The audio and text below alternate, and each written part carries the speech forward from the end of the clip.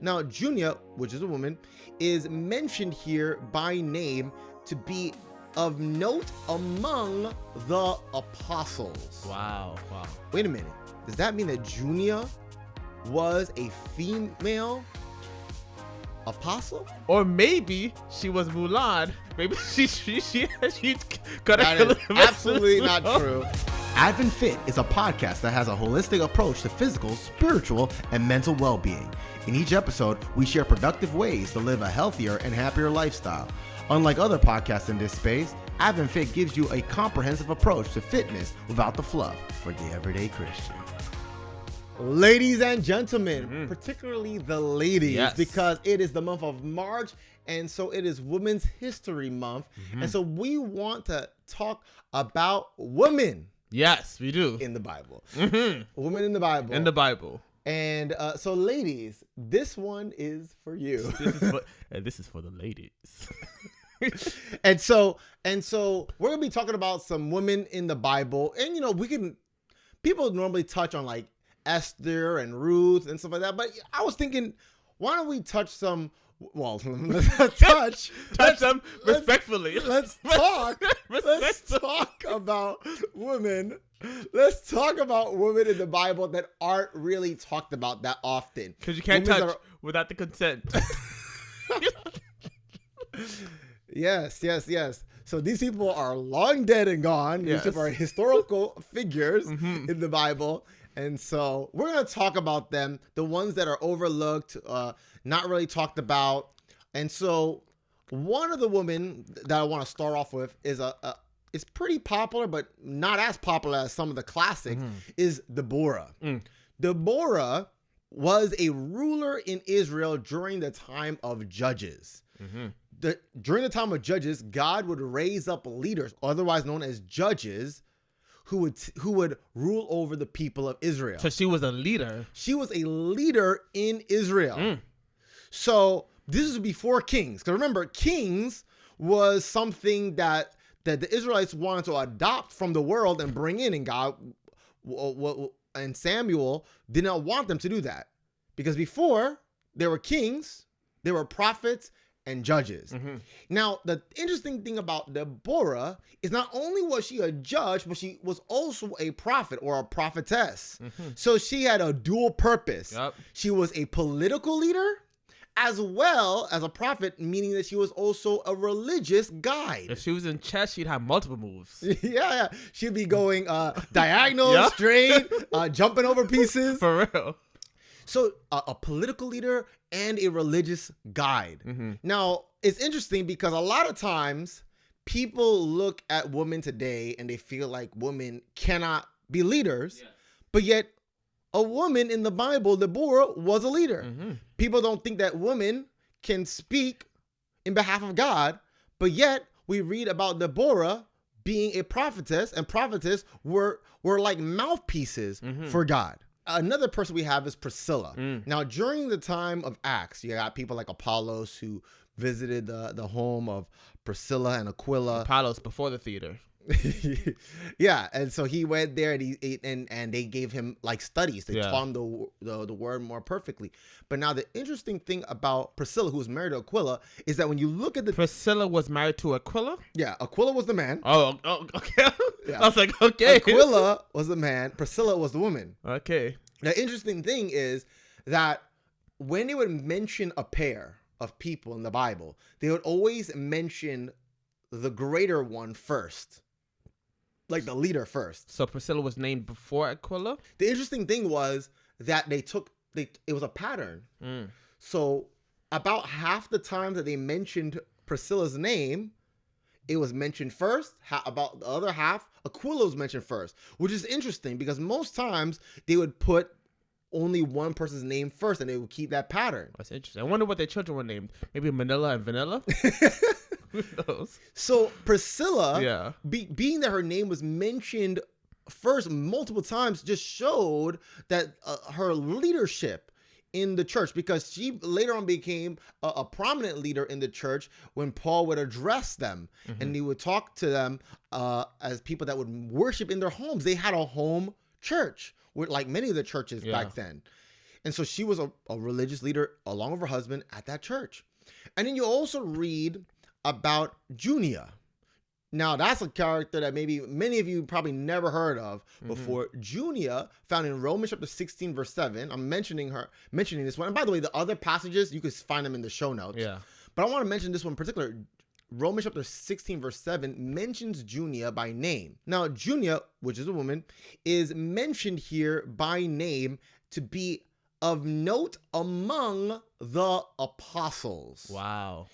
Now, commentators debate about this because some people are saying that, wait a minute, does that mean that Junia was a female apostle? Or some people say that, well, maybe Junia had a high reputation among the apostles. Or maybe she was Mulan. Maybe she cut That a is absolutely not true. So Junia is mentioned among many people that are highlighted, and they particularly talk about Junia being of note among the apostles. So whether she was so now some people are like, how could she be? She's not part of the 12 apostles. But remember, there were many disciples, and apostle means sent ones that are sent. Yeah. In other words, Junia, if she was considered among the apostles, was considered just like how Paul wasn't part of the original 12, but later on became an apostle. Junia is mentioned as somebody who is sent to do the work of God. Another individual that's mentioned is Lydia. Lydia is found in the book of Acts chapter 16. Lydia was living in a place where there was a group gathering that was worshiping at the riverside. You ever heard that? Down by the riverside. That's right. Yeah. That song probably comes from this passage where this group of women were meeting and worshiping. Now, most locations where there were Jews, they would set up a synagogue. But they would only set up a synagogue if there were enough men to basically run the synagogue. The fact that we read them worshiping by the riverside just goes, and it says it was a group of women, shows that there weren't enough men in this town to really put up a synagogue. And so Lydia, among many women, were meeting there. Paul shows up, he preaches to them, and Lydia and her household get baptized. And she basically became a pioneer in that region there. And another woman that's mentioned in the book of Corinthians is Chloe. Chloe's household. Not from 24. Not from 24. Not from 24. But Chloe from the Bible is mentioned as having a household. In other words, they didn't say the man's household. They said Chloe's household. In other words, there was here another church. Sounds like a good sitcom, though. I would watch that. Chloe's household. Chloe's house. No. Chloe's house. Chloe's house was another church, and it was called Chloe's house. In other words, Chloe basically ran one of the church homes. Now remember, they didn't have churches like we have today. The churches were in homes. And so she had a legitimate church that Paul mentions by name and says that Chloe's household is giving reports about some of the issues that were happening all around Corinth. And Chloe's household was a bit of a snitch, and they kind of told on everybody that there wasn't a unity in Corinth. But it's amazing to me that we read about all these different women who were leaders in or trendsetters in their own right. Whether it was Deborah as a prophetess and a judge, Priscilla, who gave Bible studies along with her husband to Apollos, who also had a church of her own.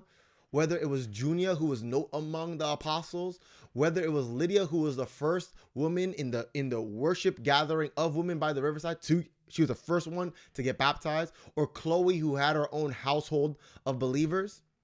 These were all women who were basically being used by God. People that think that people cannot be used by God, it doesn't make sense, right? Because people were constantly being used by God. Look at Anna, the prophetess Anna. You have all these women who are being used by God. And I just mentioned some of the more obscure characters in the Bible. And forget about, if we added all the other popular ones, we'll have a wonderful list there. But I want to just highlight some popular characters. There's one popular character, which was Mary Magdalene. Mary Magdalene was the first individual person, period. Yes. When Jesus resurrected, she was the first individual to see him. Yes. In fact, Jesus even says that he had not yet even ascended to his own Father. So Jesus decided to appear to Mary Magdalene even before he shows up to his own Father in heaven. Wow. That's the priority he placed upon her. And he tells her, along with the other women there, Mary, and the whole group there. Mary. before the gospel group. Yeah. He tells them to go and deliver a message to the disciples, the male disciples there. So they go and they deliver a message to them. They didn't listen to them because, well, they didn't want to believe, and maybe because they're women as well. But it's interesting to me that God chose that the first people to deliver the gospel, gospel of the resurrection, was a group of women. Yes. Those were the first ones to be sent to preach, to declare his resurrection. And so God is willing to use anyone, whether male, female, Jew, Greek, anyone God is willing to use. And so there are plenty of women in history, and there are plenty of women in the Bible who have been used by God, and God can use you too. Yes. So thank you for watching another episode of AdventFit. You can find the rest of our episodes on adventfit.org. Please feel free to subscribe on our website, especially you ladies out there. Yes. And you can find our social media accounts. You can find mine on WayneJamel.com. And you can find me on Instagram and Twitter at Mr. Woke. That's WHOKE. And until next time, I'm Wayne Jamel. And I'm C. Jeffrey White. And the C is for Chloe's house. And we'll see you next week, folks.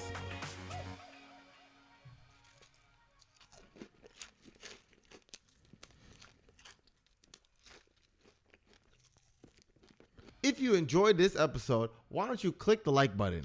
And the notification bell. Ding! And if you really liked it, please share this episode with someone close to you. But before you do that, subscribe to AdventFit. Exactly.